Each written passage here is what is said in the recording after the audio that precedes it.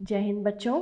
पिछले ऑनलाइन कक्षा में हमने भक्ति धारा के अंतर्गत सूरदास जी द्वारा रचित विनय के पद पढ़े थे। विनय के पदों को हमने शब्दार्थ, संदर्भ, प्रसंग, व्याख्या एवं काव्य सौंदर्य के माध्यम से समझा था। सूरदास जी सगुण धारा के उपासक हैं। बच्चों, आज हम मलिक मोहम्मद जायसी जो कि सूफी कवि हैं, निर्गुण ब्रह्म के उपासक हैं, निराकार ब्रह्म की उपासना करते हैं और निर्गुण भक्ति को श्रेयस्कर मानते हैं, उनके द्वारा रचित स्तुति खंड का अध्ययन करेंगे। पद को शुरू करने से पहले जायसी जी का थोड़ा सा परिचय ले लेते हैं। मलिक मोहम्मद जायसी निर्गुण भक्ति धारा के प्रेमाश्रय शाखा के कवि हैं।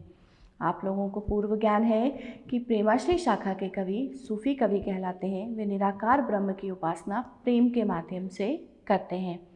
यहाँ हम जो स्तुति खंड पढ़ेंगे वह उन्होंने ईश्वर को धन्यवाद देते हुए, ईश्वर की एक एक रचना का बखान करते हुए लिखा है।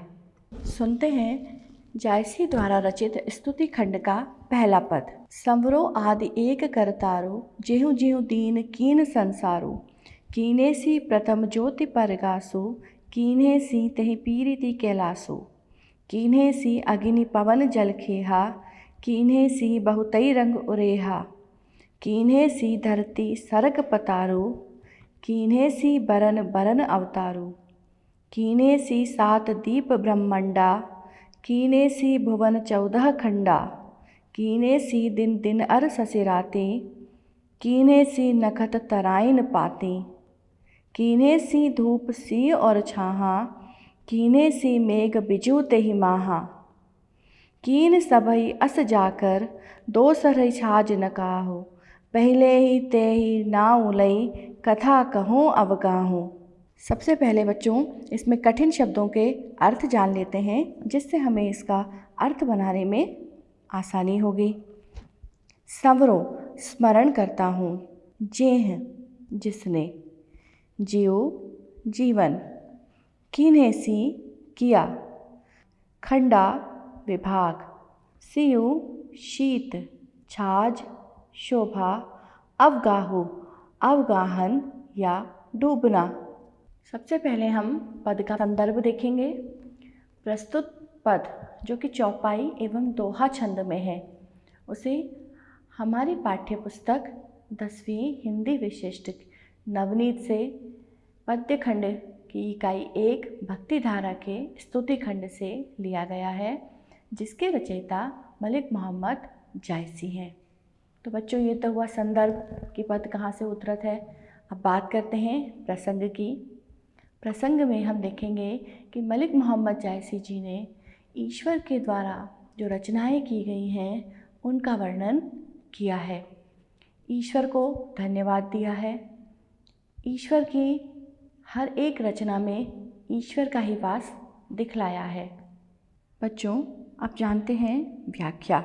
प्रस्तुत छंद में मलिक मोहम्मद जायसी कहते हैं, सबसे पहले उस एक कर्ता अर्थात ईश्वर का स्मरण करता हूँ जिसने सृष्टि को जीवन दिया है तथा संसार को बनाया है। संवरो आदि एक करतारो, जेई जीव दीन कीन संसारो। सबसे पहले उस एक कर्ता अर्थात ईश्वर का स्मरण मैं करता हूँ जिसने इस संसार की, इस सृष्टि की रचना की है। कीन्हे सी प्रथम ज्योति प्रकाशो, उन्होंने ही सबसे पहले प्रथम ज्योति अर्थात यहाँ पे उनके अनुसार प्रथम ज्योति अर्थात पैगंबर मोहम्मद साहब को प्रकट किया है, जन्म दिया है। कीन्हे सी ते ही प्रीति कैलासो, और उन्हीं के प्रेम के कारण कैलाश। तो जायसी जी ने कहा है कि उन्हीं के प्रेम के कारण कैलाश अर्थात स्वर्ग की रचना हुई है। कीन्हे सी अग्नि पवन जल खेहा, किसने, उन्होंने ही अग्नि, पवन, जल और मिट्टी को रचा है।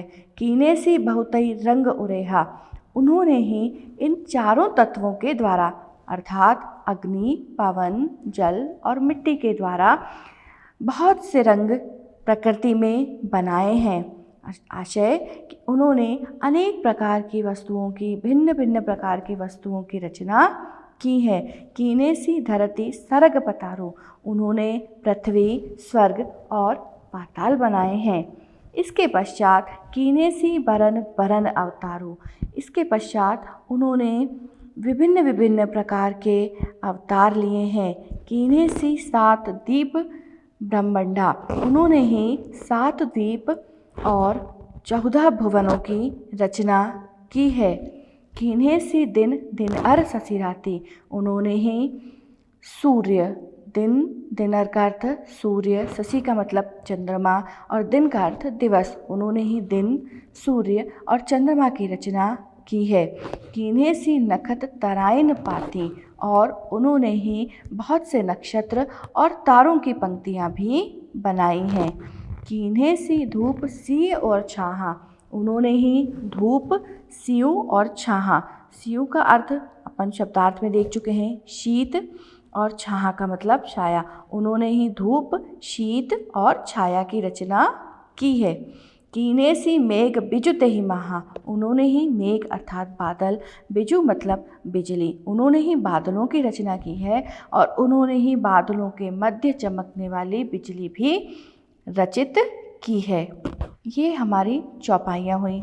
अब जो दोहा लिखा है, कीन सबई अस जाकर दोसरई छाज न काहू, पहले ही तेहिक नाव लई कथा कहूँ अवगाहूँ। इसमें जायसी जी कहते हैं कि जिस ईश्वर ने कीन सब अस जाकर, जिस ईश्वर ने इस प्रकार की सुंदर सृष्टि की रचना की है, दोसरई छाज न काहू, उसकी शोभा को कोई दूसरा नहीं पा सकता है। इसलिए सबसे पहले वे अर्थात जायसी जी पहले तेहू नाई लई, सबसे प्रथम उनका नाम लेकर स्मरण कर कर इस गंभीर कथा में उनका अवगाहन करते हैं। उस गंभीर कथा कहो अवगाहो, इस गंभीर कथा में अवगाहन करते हैं। कथा को लिखने में जब वो लीन हो रहे हैं तब उन्होंने सर्वप्रथम ईश्वर का स्मरण किया है।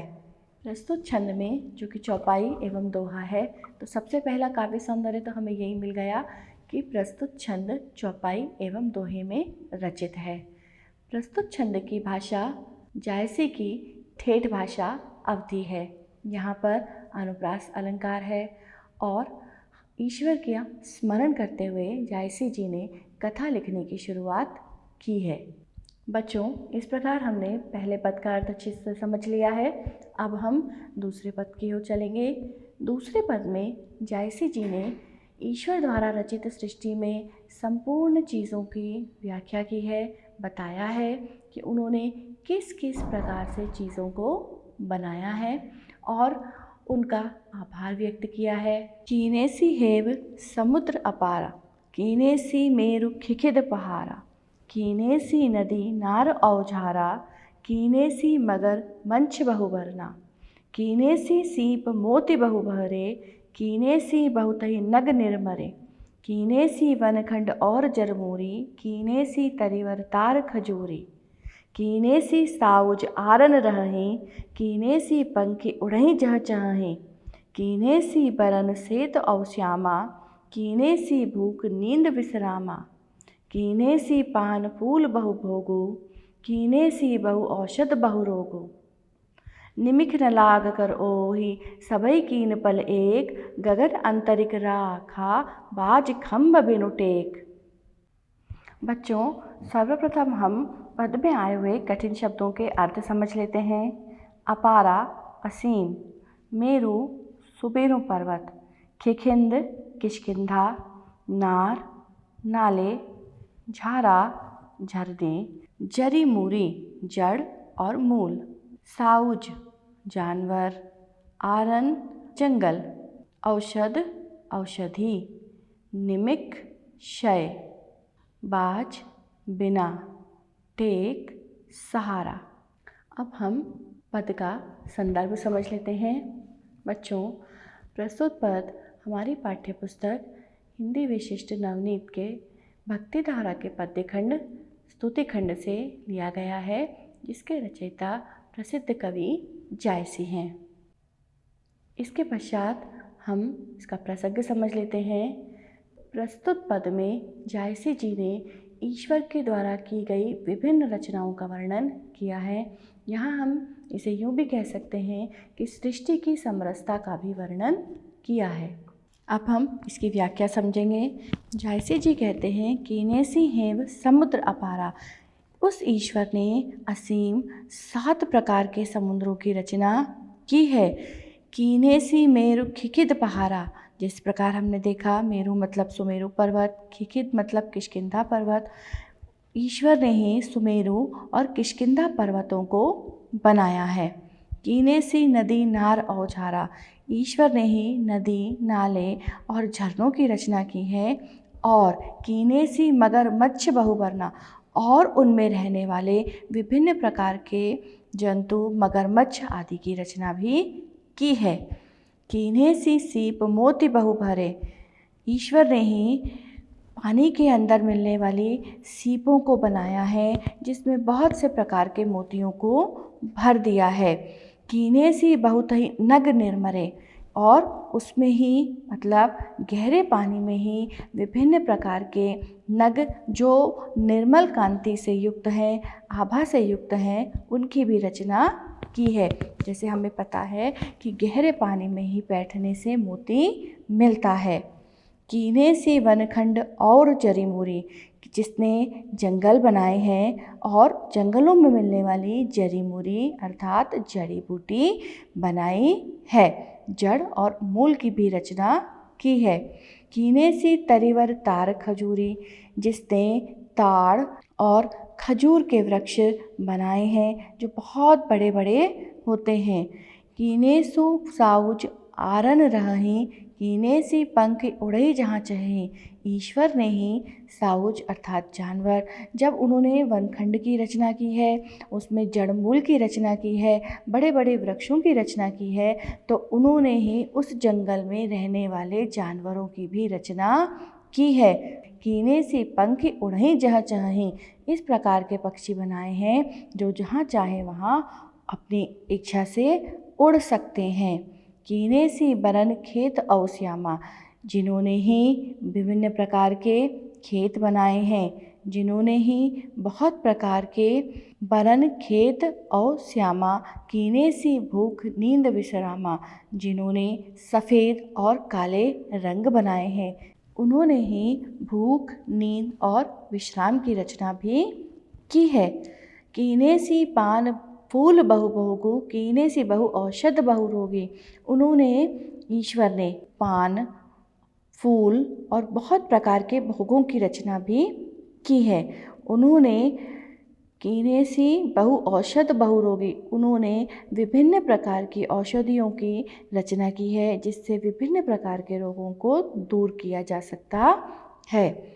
आगे जायसी कवि दोहे में कहते हैं निमिख न लाग कर आही सभई कीन पल एक। निमिख अर्थात क्षण, क्षण भर भी नहीं लगा ईश्वर को इन सभी की रचना कर दी। गगन अंतरिक राखा बाज खम्भ बिनु टेक। और फिर आगे जायसी जी कहते हैं कि ईश्वर ने पल भर में ही इन सभी की रचना कर दी है, और उन्होंने गगन अंतरिक्ष को बिनु टेक बिना सहारे के ही उन्हें आधार दे दिया है। बिना सहारे के ही वे हमें दिखाई देते हैं। बच्चों, अब जानते हैं प्रस्तुत पद का काव्य सौंदर्य। हमने पहले पद में भी देखा कि जायसी जी की भाषा ठेठ अवधि है, तो इस पद में भी भाषा ठेठ अवधि है। अनुप्रास अलंकार की छटा है। चूँकि भक्ति धारा से संबंधित है, इसलिए इसमें शांत रस की प्रधानता है, और सृष्टि की विभिन्नताओं का वर्णन प्रस्तुत पद में जायसी जी ने अत्यंत सुंदरता के साथ किया है। बच्चों, अब हम तीसरे पद की ओर बढ़ते हैं, जिसमें जायसी जी ने लिखा है कीनेसी मानुष दिहिस बढ़ाई, कीन्हेसी अन्न भुगत ही पाई, कीन्हेसी राजा भूजहि राजू, कीन्हेसी हस्ती घोर तिन साजू, कीन्हेसी तीन कह बहुत बेरासू, कीन्हेसी कोई ठाकुर कोई दासू, कीन्हेसी दरब गर्भ जहि होई, कीन्हेसी लोभ अघाई न कोई, कीन्हेसी जियन सदा चप चाहा, कीन्हेसी मीचु न कोई रहा, कीन्हेसी सुख औ कोई आनंदो, कीन्हेसी दुख चिंता औ दंदो, कीन्हेसी कोई भिखारी कोई धनी, कीन्हेसी संपत्ति विपत्ति पुनि घनी।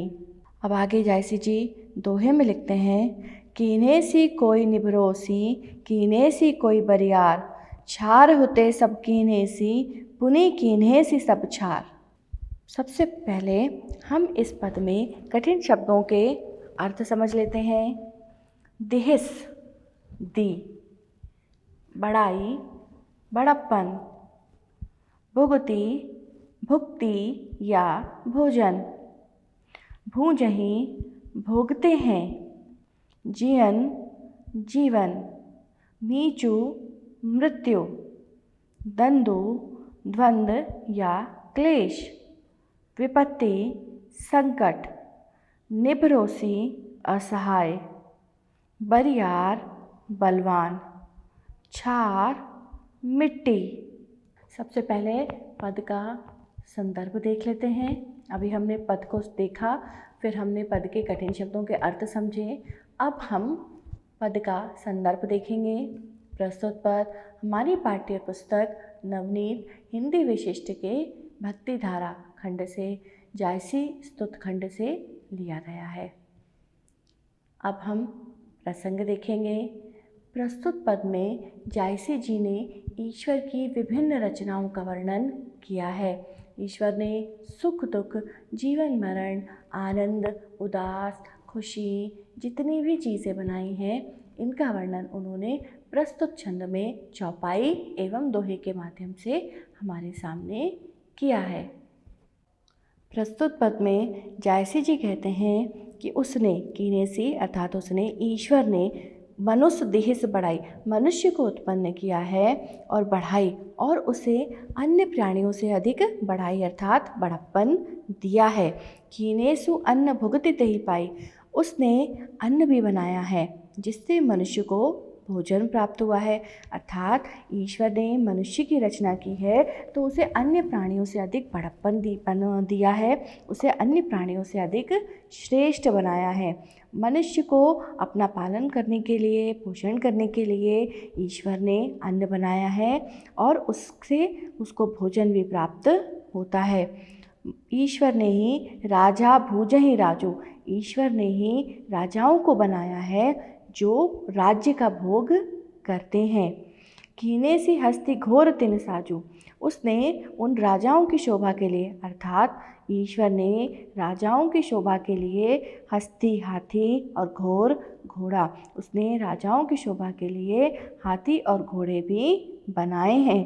कीने सी तीन कहाँ बहुत बेरासू, उसने राजाओं के बहुत सी विलास की वस्तुएं भी बनाई हैं। कीने सी कोई ठाकुर कोई दासू, अब ईश्वर ने किसी को ठाकुर अर्थात स्वामी बनाया है तो किसी को दासू अर्थात दास बनाया है। कीने सी दरब गरब जही हुई, अब ईश्वर ने धन की भी रचना की है जिससे मनुष्य को जब धन उसके पास आ जाता है तो उसे उस पर गर्व हो जाता है। कीने सी लोभ अघाई न कोई, ईश्वर ने लोभ को भी बनाया है जिसके कारण अघाई न कोई, जिसके कारण कोई कभी भी संतुष्ट नहीं रहता है, हमेशा कुछ न कुछ पाने की चाहत बनी रहती है। कीने सी जीवन सदा सब चाहा, ईश्वर ने ही जीवन का निर्माण भी किया है, जीवन का सृजन भी किया है। कीने सी मीचु न कोई रहा, ईश्वर ने मृत्यु को भी रचा है। मीचू न कोई रहा, ईश्वर ने मृत्यु को भी बनाया है जिससे कोई भी अछूता नहीं रहा है, उससे कोई भी बच नहीं पाया है। कीने सु सुख औ कोई आनंदो, उसने सुख और करोड़ों प्रकार के आनंद बनाए हैं। कीने सी दुख चिंता औ द्वंद्व, और उसी ने ही दुख और चिंता की भी रचना की है।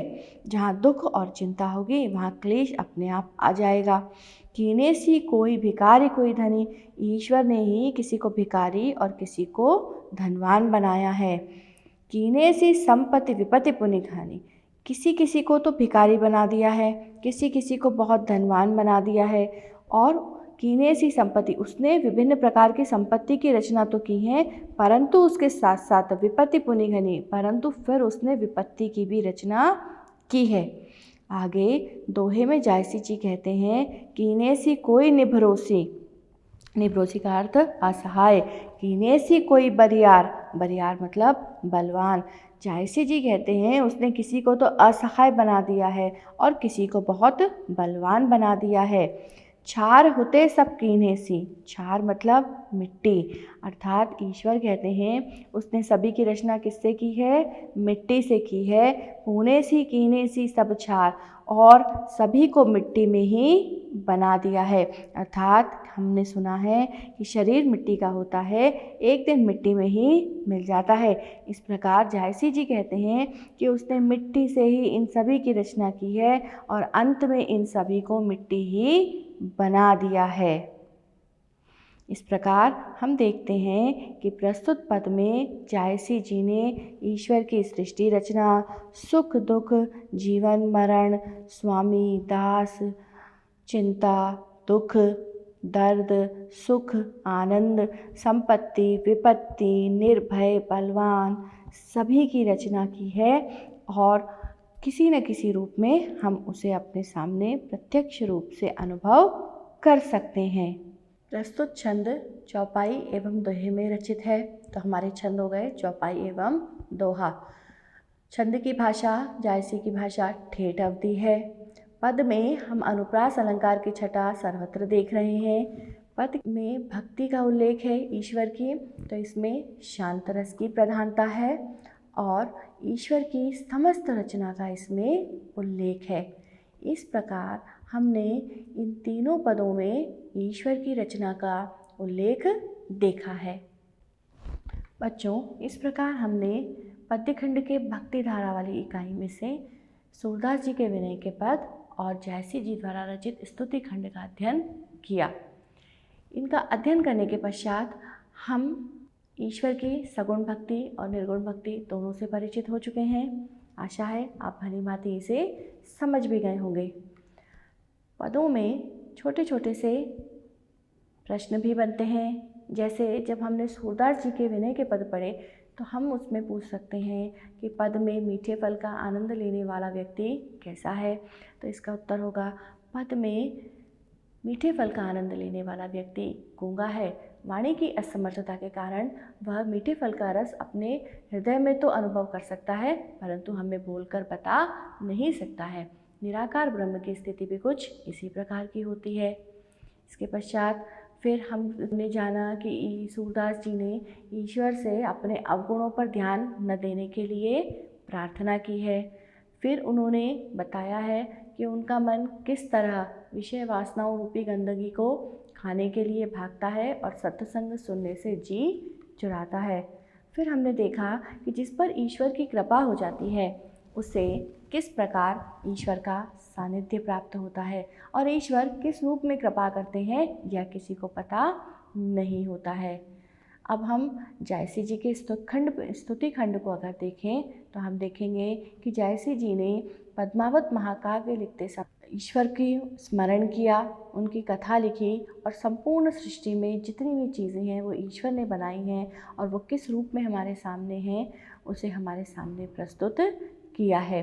जैसे ईश्वर ने रोगों को दूर करने के लिए औषधि बनाई है, यदि उसने समुद्र बनाए हैं तो समुद्र में रहने वाले जानवर भी बनाए हैं, समुद्र में मिलने वाले रत्नों की रचना भी ईश्वर ने ही की है। ईश्वर ने ही आकाश और अंतरिक्ष को बिना सहारे अधर में हमारे सामने रख दिया है।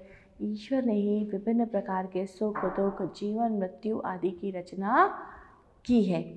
इस प्रकार हमने भक्ति धारा की इकाई में सूरदास जी की सगुण भक्ति और जायसी जी की निर्गुण भक्ति को समझा है।